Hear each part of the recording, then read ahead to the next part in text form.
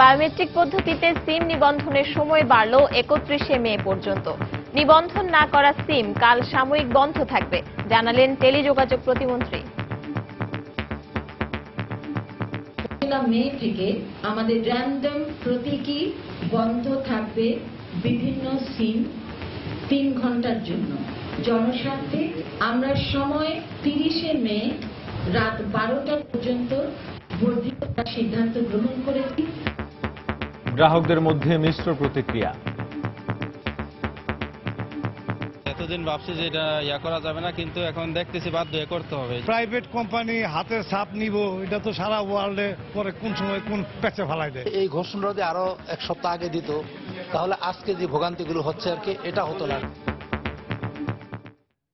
দেখছিলেন প্রধান শিরোনাম। সন্ধ্যার সময়ের সঙ্গে আছি আমি পারমিতা হিম এবং আমি শেখ জায়েদ। এবার অন্যান্য শীর্ষ সংবাদ। সজীব ওয়াজেদ জয়কে হত্যার ষড়যন্ত্রকারীদের বিচার করা হবে, তা না হলে ষড়যন্ত্র বন্ধ হবে না। গোপালগঞ্জে প্রধানমন্ত্রী 12টি উন্নয়ন প্রকল্পের উদ্বোধন ও ভিত্তিপ্রস্তর স্থাপন।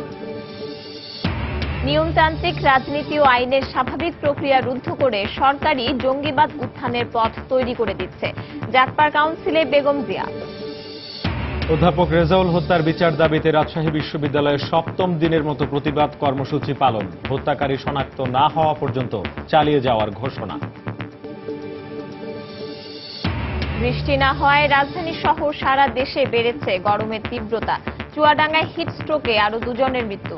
2-3 দিনের মধ্যে মাত্রা কমতে পারে, জানিয়েছে আবহাওয়া বিভাগ। এবং টানা তৃতীয়বারের মতো বাংলাদেশ ফুটবল ফেডারেশনের সভাপতি নির্বাচিত হলেন কাজী সালাউদ্দিন, পেয়েছেন 83 ভোট।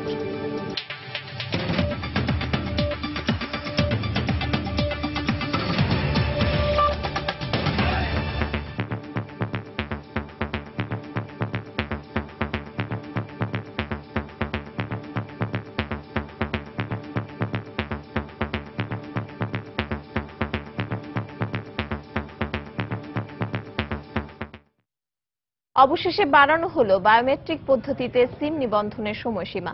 গ্রাহক ভোগান্তির কথা বিবেচনা করে আগামী 31শে মে পর্যন্ত এই সময় নির্ধারণ করে দেন ডাক ও টেলিযোগাযোগ প্রতিমন্ত্রী তারানা হালিম। এই সময়ের মধ্যে সিম নিবন্ধন না করলে 1 জুন থেকে স্থায়ীভাবে সিমগুলো বন্ধ করে দেওয়া হবে বলেও জানান তিনি। সময়সীমা বাড়ানোর সিদ্ধান্তে গ্রাহকদের মধ্যে দেখা গেছে মিশ্র প্রতিক্রিয়া। এছাড়া পূর্ব ঘোষণা অনুযায়ী আজ নিবন্ধনের শেষ দিন থাকায় সার্ভার সমস্যা, ধীরগতি সহ নানা বিড়ম্বনার অভিযোগ ছিল গ্রাহকদের কণ্ঠে।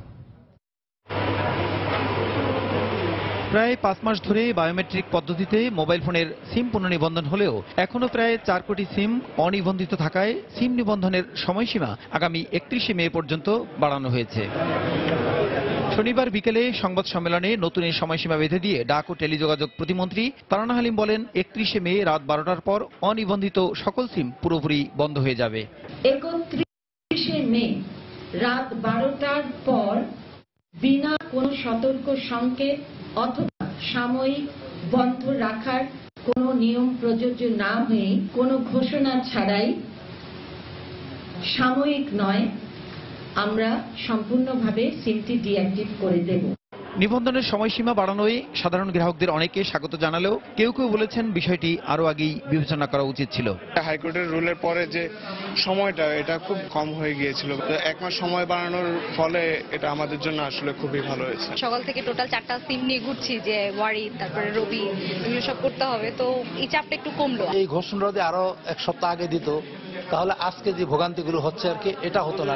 কোটি কোটি নিবন্ধনের কাজ এত অল্প সময়ের মধ্যে সম্ভব না, আগে বোঝা উচিত ছিল। এদিকে পূর্ব ঘোষণা অনুসারে 30শে এপ্রিল নিবন্ধনের শেষ দিন হওয়ায় স্বাভাবিকভাবেই সার্ভিস সেন্টারগুলোতে ভিড় ছিল লক্ষণীয়, ছিল নানা অভিযোগও। প্রাইভেট কোম্পানি হাতের ছাপ নিব, পরে কোন সময় কোন প্যাচে ফেলাই দেয়। এখন যেহেতু আইনে হাইকোর্ট আদেশ দিছে, আর তার কিছু করার নাই। শুধু ঝামেলা, কোনো উটকো ঝামেলা মনে হচ্ছে, আর কিছু না। গ্রাহকদের উপরে চাপাই দেওয়া হয়েছে যে আপনারা করেন, নাহলে বন্ধ করে দেওয়া হবে।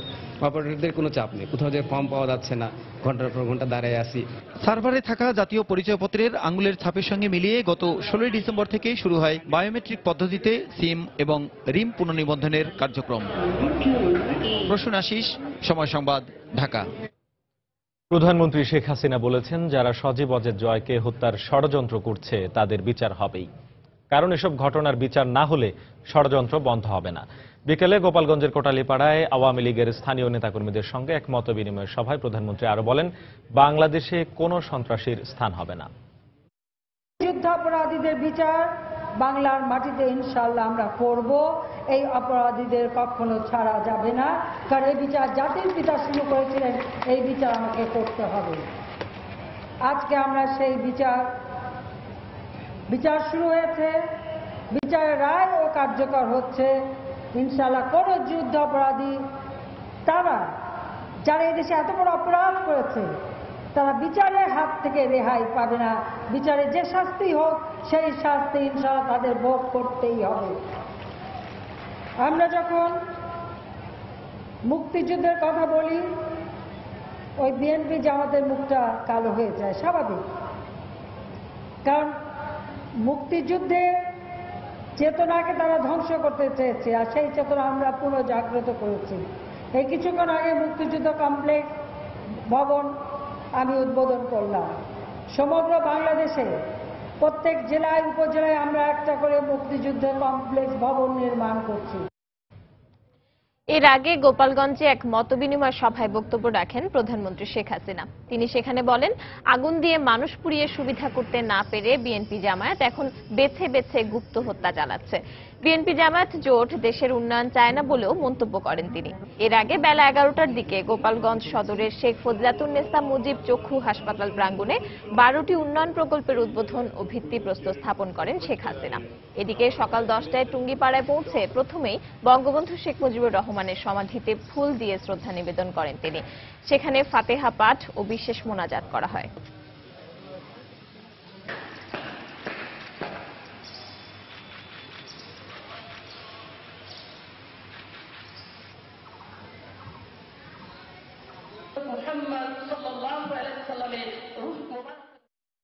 তারা দেশে তো উন্নয়ন কখনো চায় না, মানুষের উন্নয়ন চায় না, এটা হলো বাস্তবতা।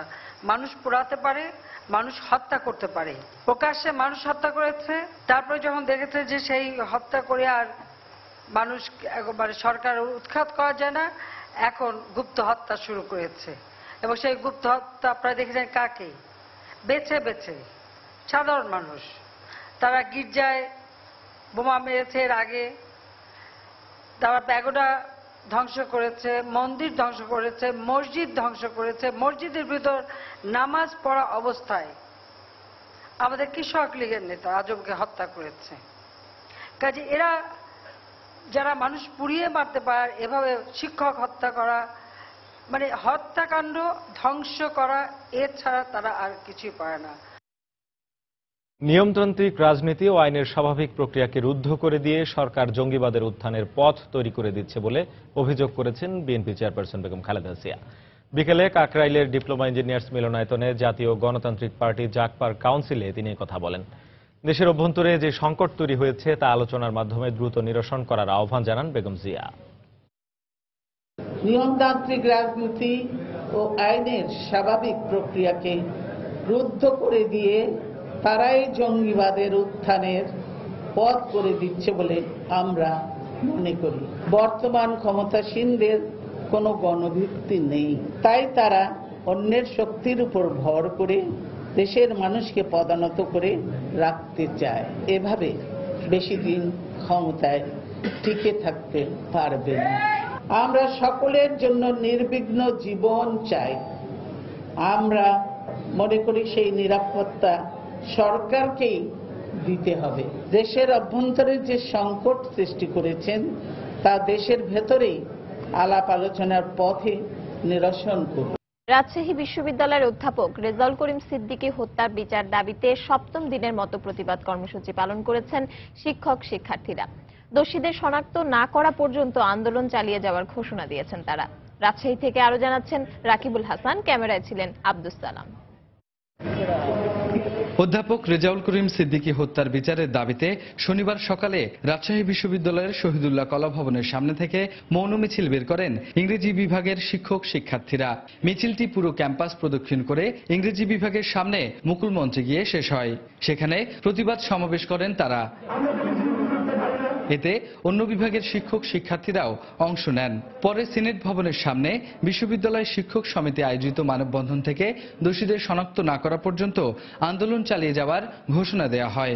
কনসার্নিং অথরিটি যদি এখনো ধীর গতিতে আগাতে থাকেন তাহলে আমি জানি না যে আমরা সকলেই সেই পঞ্চম জোন কিনা যারা নিরাপত্তাহীনতার মধ্যে ভুগছি।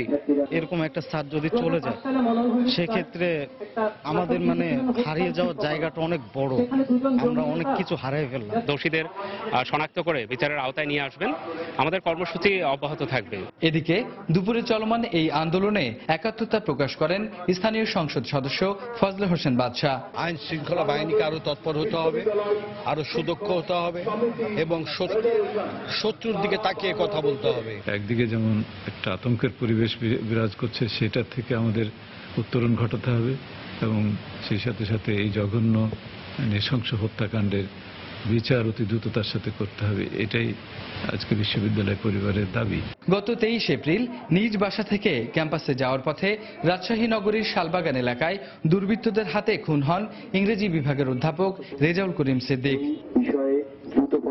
রাকিবুল হাসান, সময় সংবাদ, রাজশাহী। সন্ধ্যার সময় আরো থাকছে। নাশকতার উদ্দেশ্যেই সুন্দরবনে আগুন দেয় দুর্বৃত্তরা, জানালেন প্রধান বন রক্ষক। পাস পারমিট বন্ধ করায় অনিশ্চয়তায় কয়েক লাখ বনজীবীর জীবন। বৃষ্টি না হওয়ার কারণে রাজধানী সহ সারা দেশে গরমের তীব্রতা বেড়েছে বলে জানিয়েছে আবহাওয়া অধিদপ্তর। তবে আগামী 2 থেকে 3 দিনের মধ্যে এর মাত্রা কমতে পারে বলে পূর্বাভাস দিয়েছে প্রতিষ্ঠানটি। এদিকে তীব্র গরমে লোডশেডিং এর কারণে নাভিশ্বাস উঠেছে রাজধানীবাসীর।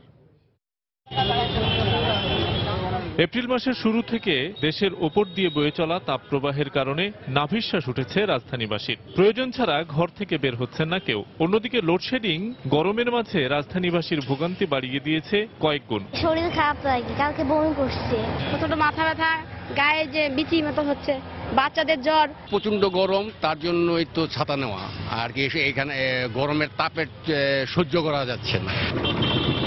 গরম থেকে রক্ষা পেতে অস্বাস্থ্যকর জেনেও তৃষ্ণা মেটাতে অনেকেই পান করছেন খোলা বাজারের শরবত।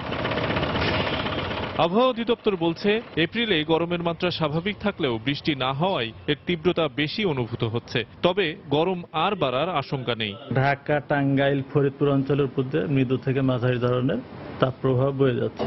তবে এই পরিস্থিতি যে অবস্থায় আছে এটা এর চাইতে আর সিভিয়ার হবে না, এটা ক্রমান্বয়ে স্তিমিত ভালোর দিকে আসবে।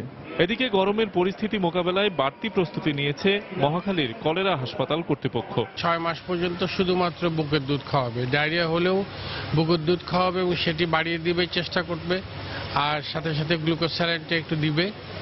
এর বাইরে আর কোনো কিছু দিবে না। আর বাড়তি খাবার যেটা আছে 6 মাসের পরে সেটা দিবে। চট করে অ্যান্টিবায়োটিক বা এটা সেটা এগুলি খাওয়ার কোনো প্রয়োজন নেই। সুস্থ থাকতে প্রচুর পরিমাণ পানি ও গ্রীষ্মকালীন ফলমূল খাওয়ার পরামর্শ দিয়েছেন চিকিৎসক। শফিক মোহাম্মদ, সময় সংবাদ, ঢাকা। এদিকে গরমে অতিষ্ঠ হয়ে পড়েছে জনজীবন। ঘরে বাইরে কোথাও মিলছে না স্বস্তি। চুয়াডাঙ্গায় গত 24 ঘন্টায় হিট স্ট্রোকে আক্রান্ত হয়ে 2 জনের মৃত্যু হয়েছে। কাঠফাটার রোদে ওষ্ঠাগত হয়ে উঠেছে চুয়াডাঙ্গার জনজীবন। গত 15 দিনে চুয়াডাঙ্গায় হিট স্ট্রোকে আক্রান্ত হয়ে জীবননগর উপজেলার 7 জন সহ মোট 13 জনের মৃত্যু হয়েছে। তাপমাত্রার ঊর্ধ্বগতিতে সবচেয়ে বিপাকে পড়েছেন খেটে খাওয়া মানুষ। প্রকৃতির এমন বৈরিতায় বাড়ছে বিভিন্ন রোগের প্রকোপ।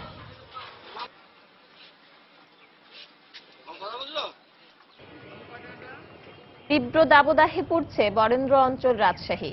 আবহাওয়া অফিস জানিয়েছে, শনিবার রাজশাহীতে সর্বোচ্চ তাপমাত্রা রেকর্ড করা হয় 40.6 ডিগ্রি সেলসিয়াস। এছাড়া আগামী 3 দিন জেলায় বৃষ্টিপাতের কোনো সম্ভাবনা নেই।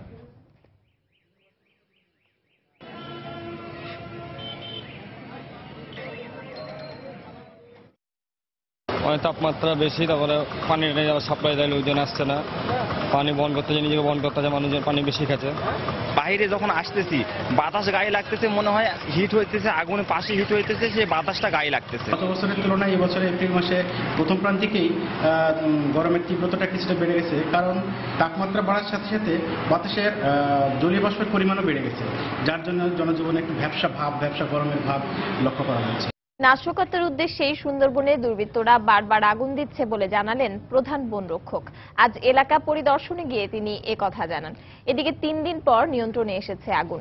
এ ঘটনায় 6 জনকে অভিযুক্ত করে মামলা করেছে বন বিভাগ। বারবার আগুন লাগার ঘটনায় বনের পূর্ব বিভাগ জুড়ে বিশেষ সতর্কতা জারি করা হয়েছে। বন্ধ রয়েছে সব ধরনের পাস পারমিট। এতে অনিশ্চয়তার মুখে পড়েছে বনের উপর নির্ভরশীল কয়েক লাখ মানুষ। সুন্দরবন থেকে ফিরে তরিকুল ইসলামের রিপোর্ট, ক্যামেরায় ছিলেন আবুল বাশার। সুন্দরবনের ওপর প্রত্যক্ষ ও পরোক্ষভাবে নির্ভরশীল 30 লাখেরও বেশি মানুষ মূলত মাছ, গোলপাতা, কাঠ ও মধু সংগ্রহ করে জীবিকা নির্বাহ করে এই বিশাল জনগোষ্ঠী। স্বার্থান্বেষী কিছু মানুষের বেপরোয়া মনোভাব বিপন্ন করে তুলেছে বিশ্বের সর্ববৃহৎ ম্যানগ্রোভ বনকে। সেই সাথে ভাগ্যের দোলাচলে দুলছে বনের ওপর নির্ভরশীল মানুষের জীবনের চাকাও। চলতি বছর 27 মার্চ থেকে 27 এপ্রিল পর্যন্ত 4 বার সুন্দরবনে ঘটেছে অগ্নিকাণ্ডের ঘটনা। এ ধরনের নাশকতা ঠেকাতে পূর্ব সুন্দরবনে সকল পাস পারমিট বন্ধ ঘোষণা করেছে বন বিভাগ। আর এই সিদ্ধান্তে বনজীবীদের জীবন জীবিকার উপর নেমে এসেছে বড় ধরনের বিপর্যয়। শতকরা 90 জন লোক জেলে এবং বাওয়ালি এই মাছ ধরে পাস করে ভিতরে যায়, এর উপর নির্বাহ তাদের। এইটা যদি বন্ধ হয়ে যায় তাহলে এদের যে কি দুরবস্থা হবে। 2 জন মানুষে আমাদের এই মানুষের জীবনের কষ্ট দিতে আছে। আমাদের সরকার পাশ বন্ধ করে আমাদের তো বাঁচার কোনো পথ নাই। এই আগুন দিছে যারা, তাদের আইনগত ব্যবস্থা নিলে নিরীহ মানুষের না বাজাতে। বন বিভাগের এমন সিদ্ধান্তে হতাশা প্রকাশ করেছেন বিশেষজ্ঞরা। তার জন্য যে দায়ী তাদেরকে চিহ্নিত না করে সেই জন্য ব্যবস্থা না নিয়ে পুরো বনজীবীদেরকে বনে প্রবেশ করা নিষিদ্ধ করে দেওয়াটা এটি কোনোভাবেই যুক্তিযুক্ত না। এতে করে বনজীবীরা তারা প্রথমভাবেই শুরু থেকেই তারা তাদের জীবন জীবিকা নিয়ে একটা দুঃসহ অবস্থার মধ্যে পড়বে। যদিও বন বিভাগের সংশ্লিষ্ট কর্মকর্তা বিকল্প কর্মসংস্থানের পাশাপাশি নিষেধাজ্ঞা তুলে নেওয়ার আশ্বাস দেন। সরকার এমন কিছু করবে না যেটা সাধারণ মানুষের, ডিপেন্ডেন্ট পিপলের কষ্ট হয়ে দাঁড়াবে। তবে আপনারা এটাও জেনে খুশি হবেন যে আমরা বিকল্প কর্মসংস্থানের ব্যবস্থায়ও চিন্তা ভাবনায় আছি। বিশ্বের সর্ববৃহৎ ম্যানগ্রোভ ফরেস্ট সুন্দরবন 6000-এরও বেশি বর্গ কিলোমিটার এলাকা জুড়ে বিস্তৃত। তরিকুল ইসলাম, সময় সংবাদ, সুন্দরবন।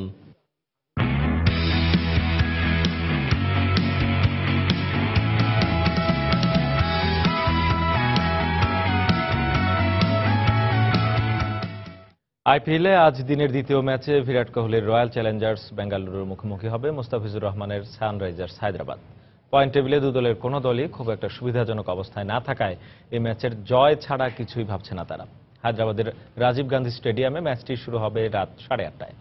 6 ম্যাচে হায়দ্রাবাদের এখন পর্যন্ত জয় এবং হারের সংখ্যা সমান 3টি করে, আর বেঙ্গালুরু 5 ম্যাচে জয় পেয়েছে 2টিতে। সেই হিসাবে প্রতিপক্ষ রয়্যাল চ্যালেঞ্জার্স বেঙ্গালুরুর চেয়ে কিছুটা এগিয়ে রয়েছে মুস্তাফিজরা। হায়দ্রাবাদের সবচেয়ে বড় তারকা হিসেবে এরই মধ্যে নিজেকে প্রতিষ্ঠিত করেছেন tiger pace bowling sensation Mustafizur Rahman.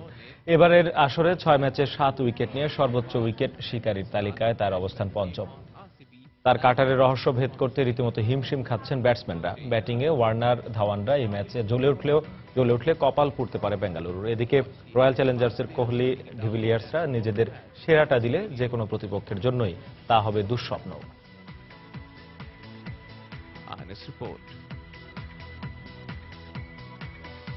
মানসম্পন্ন ওষুধ তৈরিতে ব্যর্থ হওয়ায় 20টি ওষুধ কোম্পানির নিবন্ধন বাতিলের সিদ্ধান্ত নিয়েছে সরকার। সেই সঙ্গে আরো 64টি ওষুধ কোম্পানির বিরুদ্ধে আরোপ করা হবে বিধিনিষেধ। আর এ ধরনের কঠোর পদক্ষেপ বহির্বিশ্বে দেশের ওষুধ শিল্পের ওপর আস্থা বাড়াবে বলে অভিমত বিশেষজ্ঞদের। পাশাপাশি ওষুধ কোম্পানির লাইসেন্স প্রদানে আরো সতর্ক হওয়ার পরামর্শ তাদের। বিস্তারিত ফেরদৌস লিপির রিপোর্টে। বিভিন্ন সময় দেশের বিভিন্ন স্থানে চালানো অভিযানে নকল ও ভেজাল ওষুধ তৈরির কারখানা যেমন পাওয়া গেছে, তেমনি অস্বাস্থ্যকর পরিবেশে ওষুধ উৎপাদিত হচ্ছে এমন কারখানার সন্ধান পেয়েছে ভ্রাম্যমাণ আদালত। এছাড়া 1992 সালে ভেজাল প্যারাসিটামল খেয়ে 76 শিশুর মৃত্যুর ঘটনাও ঘটেছে এখানে। এমন সব ঘটনার প্রেক্ষিতে সরকার বিভিন্ন সময়ে ওষুধ কোম্পানিগুলোর মান যাচাইয়ে বিশেষজ্ঞ কমিটি গঠন করে। আর সর্বশেষ কমিটি বিদ্যমান ওষুধ কোম্পানিগুলোর কয়েক দফা পরিদর্শন করে। কিন্তু এর মধ্যে 84টি কোম্পানি বিশ্ব স্বাস্থ্য সংস্থার নীতিমালা অনুযায়ী ওষুধ উৎপাদন করতে পারছে না বলে প্রতিবেদনে উঠে এসেছে। এর মধ্যে 20টি কোম্পানির অবস্থা শোচনীয়। ফ্যাক্টরিতে ভিজিট করার পরে দেখা গেল সেখানে সঠিক যন্ত্রপাতি নাই, গুড ম্যানুফ্যাকচারিং প্র্যাকটিস যে কথাটা আছে সেটাও নাই। সে কারণে 20টি কোম্পানি যারা এটা করতে পারেনি তাদেরকে আমরা বন্ধ করার জন্য তাদের লাইসেন্স বাতিল করার জন্য আমরা ব্যবস্থা নিয়েছি। এইসব কারখানা পরিদর্শনে অনেকগুলোতে উপযুক্ত পরিবেশ ছিল না বলে জানান কমিটির প্রধান। মেশিনগুলো অত্যন্ত অপরিষ্কার, নোংরা, অপরিচ্ছন্ন। ঘরের মধ্যে দেখা যাচ্ছে যে ওইরকম কিছুই নাই এবং সারা ঘর ধুলায় আচ্ছন্ন। এর ফলে হলো কি, ওই একটা ওষুধের গুঁড়া গিয়ে আরেকটা ওষুধে পড়লো। বিভিন্ন ওষুধের বেলায় বিভিন্ন রকম তাপমাত্রা এবং জলীয় বাষ্পের পরিমাণ, বাতাসে আর্দ্রতার পরিমাণ নিয়ন্ত্রণ করতে হয়। আমরা দেখেছি এই সমস্ত কোম্পানির অধিকাংশগুলোতেই ওই ধরনের কোনো ব্যবস্থাই নাই। সরকারের এই উদ্যোগ বিদেশে বাংলাদেশের ওষুধের মান সম্পর্কে আস্থা বাড়াবে বলে অভিমত সংশ্লিষ্টদের। বাজারে যত ওষুধ থাকবে সেগুলো মানসম্পন্ন ওষুধ হবে, এই ব্যাপারটা নিশ্চিত করার জন্য এই সমস্ত পদক্ষেপ নেওয়া। বিদেশে ভাবমূর্তি বাড়বে যে এই দেশের রেগুলেশন অত্যন্ত স্ট্রিক্ট। বর্তমানে বিশ্বের 123টি দেশে বাংলাদেশের তৈরি ওষুধ রপ্তানি হচ্ছে বলে জানান ওষুধ প্রশাসন অধিদপ্তর। ফেরদৌস লিপি, সময় সংবাদ, ঢাকা। এসএসসি ও এইচএসসি পরীক্ষার কারণে 1 মাসেরও বেশি সময় ধরে নিয়মিত শিক্ষার্থীরা ক্লাস করা থেকে বঞ্চিত হয়। এ কারণে 10 দিনের মধ্যে এসব পরীক্ষা শেষ করা উচিত বলে মন্তব্য করেছেন শিক্ষামন্ত্রী নুরুল ইসলাম নাহিদ। রাজধানীর সেগুনবাগিচায় আন্তর্জাতিক মাতৃভাষা ইনস্টিটিউট অডিটোরিয়ামে আয়োজিত কলেজ অধ্যক্ষদের কর্মশালায় তিনি এ মন্তব্য করেন। শিক্ষার মান উন্নয়নে মাধ্যমিক ও উচ্চশিক্ষা অধিদপ্তর আয়োজিত কর্মশালায় দেশের প্রায় 350 কলেজের অধ্যক্ষ অংশ নেন। এত বিজ্ঞ এসএসসি পরীক্ষা, এত বিজ্ঞ এইচএসসি পরীক্ষা, বিজ্ঞতম এসএসসি পরীক্ষা, সেই পরীক্ষাগুলো আমরা নিতে গেলে আমাদের কলেজে স্কুলে ক্লাস হয় না, কারণ আমরা এক স্কুল থেকে আরেক স্কুলে নেই, কারণ আমরা সামাল দিতে পারি না, বুঝতেই পারেন কোন ক্ষেত্রে। আমাদের এইসব বিজ্ঞতম পরীক্ষা চলতে পারে না। পরীক্ষা আমরা খুব সময় কমাই নিয়ে আসি। আমি তো মনে করি 10 দিনের বেশি পরীক্ষা হওয়া উচিত না এসএসসি। সন্ধ্যার সময় আরো থাকছে। বগুড়ায় ব্যবসায়ী নিহতের ঘটনায় এলাকাবাসীর বিক্ষোভ, দোকানপাট, বাড়ি ঘরে ভাঙচুর, অগ্নিসংযোগ। আগামী অর্থবছরে বাংলাদেশের জন্য 6.8% জিডিপি প্রবৃদ্ধির পূর্বাভাস দিয়েছে বিশ্বব্যাংক। সকালে রাজধানীর শেরে বাংলা নগরের ঢাকা অফিসে বাংলাদেশ উন্নয়ন শীর্ষক সাম্প্রতিক প্রতিবেদন প্রকাশ অনুষ্ঠানে এই পূর্বাভাস দেওয়া হয়। এ সময় বিশ্বব্যাংকের ঢাকা অফিসের প্রধান অর্থনীতিবিদ ডক্টর জাহিদ হোসেন বলেন, পরিসংখ্যান ব্যুরোর তথ্য অনুযায়ী সরকারের ঘোষিত 7.03% প্রবৃদ্ধিতে কেবল রপ্তানি খাতের প্রবৃদ্ধি ইতিবাচক। এ সময় বিশ্বব্যাংক বাংলাদেশের কান্ট্রি ডিরেক্টর বলেন, অর্থনৈতিক উন্নয়নের জন্য এই মুহূর্তে বাংলাদেশের জন্য জিডিপি পূর্বাভাসের সংখ্যার চেয়েও বেশি গুরুত্বপূর্ণ হল অর্থনৈতিক কর্মকাণ্ডের গুণগত মান কতটা বাড়ছে। বিস্তারিত জানাচ্ছেন মোস্তফা মাহবুব। পরিসংখ্যান ব্যুরোর তথ্যমতে চলতি অর্থবছরে জিডিপি প্রবৃদ্ধি হতে পারে 7.03%। উন্নয়ন সহযোগী প্রতিষ্ঠান বিশ্বব্যাংক বলছে, বিবিএস এর তথ্য অনুযায়ী গেল অর্থবছরে কমেছে বিনিয়োগ ও কৃষি খাতের প্রবৃদ্ধি। পরিসংখ্যান বলছে, গেল 1 বছরে অর্থনীতিতে আশানুরূপ বাড়েনি ব্যক্তি খাত বা উৎপাদনধর্মী খাতের অংশগ্রহণ। আর তাই এবছর সরকারি চাকরিজীবীদের বেতন বাড়ানো সবচেয়ে বেশি ভূমিকা রেখেছে 7% জিডিপি প্রবৃদ্ধিতে। বিশ্বব্যাংক মনে করে 2016-17 অর্থবছরে জিডিপি প্রবৃদ্ধি হতে পারে 6.8%। ব্যক্তি খাতে বিনিয়োগের বৃদ্ধির কারণে প্রবৃদ্ধি বাড়তো, তাহলে আমরা উৎপাদন ক্ষমতা বেড়েছে, কাজে এটা টিকে থাকে। বেতন বৃদ্ধিতে আর প্রতি বছর সম্ভব হবে না। অর্থনীতির আগামী বছরে যে প্রাক্কালন স্ট্রং প্রবৃদ্ধি সেটি বজায় থাকবে, 6.8% উন্নত হবে বলে আমরা প্রাক্কালন করছি। এ সময় বিশ্বব্যাংকের কান্ট্রি ডিরেক্টর বলেন, জিডিপি প্রবৃদ্ধির পূর্বাভাসের সংখ্যা গুরুত্বপূর্ণ নয়, বরং অর্থনীতির বিভিন্ন খাতে গুণগত প্রবৃদ্ধি কতটুকু বাড়ছে সেদিকে নজর দেওয়া জরুরি। এই মুহূর্তে বাংলাদেশের উচিত মানব সম্পদ উন্নয়ন, গুণগত শিক্ষা নিশ্চিত করার দিকে মনোযোগ দেয়া।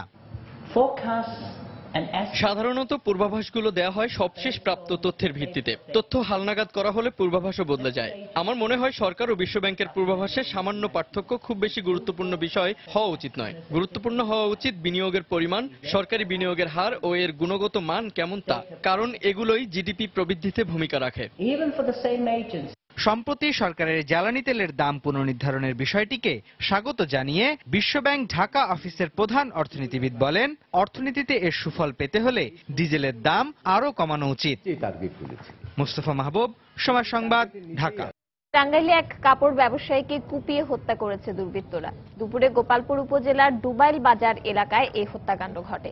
র্যাব জানায়, দুপুরে একটি মোটরসাইকেল নিয়ে 3 যুবক ডুবাইল বাজারে কাপড় ব্যবসায়ী নিখিল চন্দ্র জোয়ারদারের দোকানে আসে। এক পর্যায়ে তারা নিখিলকে এলোপাতাড়ি কুপিয়ে পালিয়ে যায়। এ সময় তারা নিখিলের পাশে একটি ব্যাগে বোমা সদৃশ কয়েকটি বস্তু ফেলে যায়। পরে আইনশৃঙ্খলা রক্ষাকারী বাহিনীর সদস্যরা ঘটনাস্থলে পৌঁছে প্রাথমিক আলামত সংগ্রহ করেন। এদিকে নিহতের পরিবার জানায়, ধর্ম নিয়ে কটূক্তি করায় 2012 সালের একটি মামলায় নিখিল 24 দিন কারাভোগ করেন। ওই ঘটনার জের ধরেই তাকে হত্যা করা হতে পারে বলে ধারণা করছেন তারা।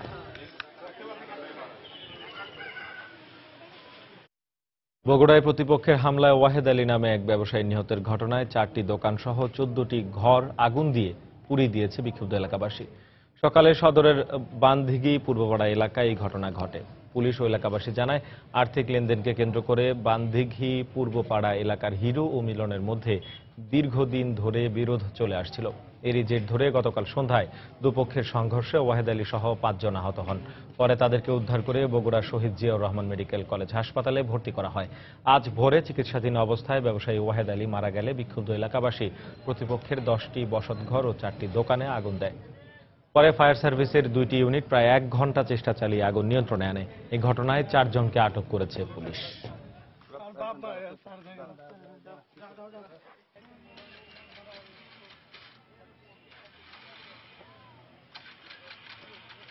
ব্যবসায় ব্যাপারে এক লোকের থেকে টাকা পায়, সে টাকা তুলবে যায়, ওই ক্যাডার লিড দেয় যে টাকা দেবো না। দলবল নিয়ে ঘরে আগুন, পেট্রোল ঢেলে আগুন দিচ্ছে। তারপরে এই সমস্ত দেখে আমরা ভিতর থেকে বের হইনি। তারপরে পরে কি হয়েছে আর জানি না। গতকাল পাওনা টাকাকে কেন্দ্র করে হিরো এবং মিলনের মধ্যে সমস্যার মধ্যে দুই পক্ষের মধ্যে ধাওয়া পাল্টা দেওয়া হয়। পরবর্তীতে এ বিষয়ে তার 2-3 জন আহত হলে আমরা মেডিকেলে চিকিৎসাধীন ভর্তি করি। একজন হাসপাতালে চিকিৎসাধীন অবস্থায় মারা যায়। এই মারা যাওয়াকে কেন্দ্র করে হিরো গ্রুপের লোকজন মিলন গ্রুপের তার 5টা বাড়িতে আগুন দেয়। এলাকায় অতিরিক্ত পুলিশ মোতায়েন করা আছে। এই ব্যাপারে 4-5 জন লোককে আমরা অ্যারেস্ট করছি।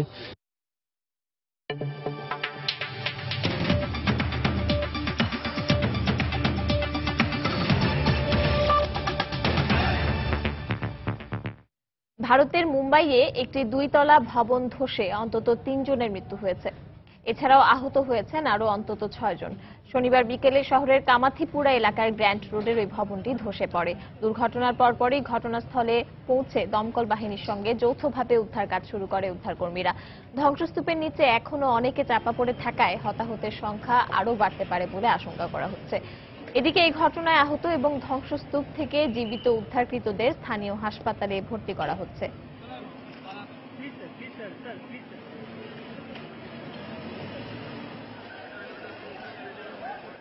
এদিকে কেনিয়ার রাজধানী নাইরোবিতে 6 তলা ভবন ধসের ঘটনায় নিহতদের সংখ্যা বেড়ে দাঁড়িয়েছে 10-এ।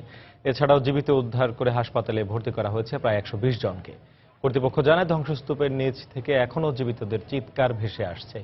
এখনো অনেকে চাপা পড়ে থাকায় হতাহতের সংখ্যা আরো বাড়তে পারে বলে আশঙ্কা করা হচ্ছে। তবে ঠিক কতজন মানুষ চাপা পড়ে আছেন তা এখনো নিশ্চিত করে জানাতে পারেননি উদ্ধারকর্মীরা। নির্মাণের ত্রুটির পাশাপাশি প্রবল বর্ষণের ফলে সৃষ্ট ভূমিধসের কারণেই ভয়াবহ এই দুর্ঘটনা ঘটেছে বলে ধারণা কর্তৃপক্ষের।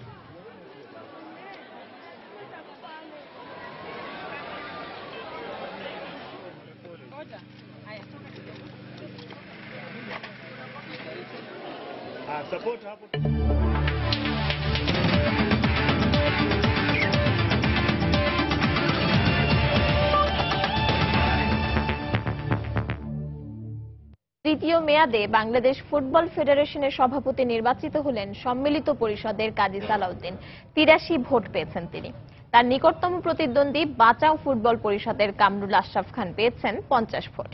হোটেল রেডিসনে দুপুর 2টায় শুরু হয়ে বিকেল 5টা পর্যন্ত একটানা চলে ভোট গ্রহণ।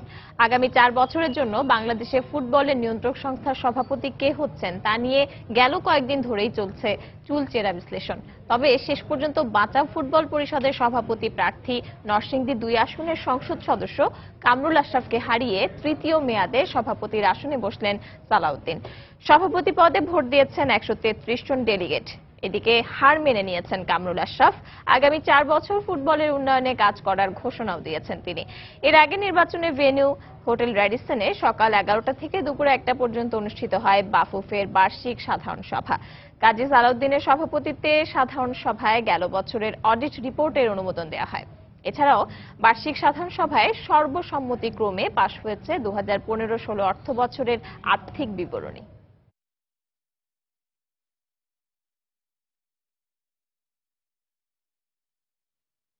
সন্ধ্যার সময় পর্যায়ে শীর্ষ সংবাদ জানিয়ে দিচ্ছি আরেকবার। বায়োমেট্রিক পদ্ধতিতে সিম নিবন্ধনের সময় বাড়ল 31শে মে পর্যন্ত। নিবন্ধন না করা সিম কাল সাময়িক সময়ের জন্য বন্ধ থাকবে, জানালেন টেলিযোগাযোগ প্রতিমন্ত্রী। সজীব অজের জয়কে হত্যার ষড়যন্ত্রকারীদের বিচার করা হবে, তা না হলে ষড়যন্ত্র বন্ধ হবে না। গোপালগঞ্জে প্রধানমন্ত্রী 12টি উন্নয়ন প্রকল্পের উদ্বোধন ও ভিত্তিপ্রস্তর স্থাপন।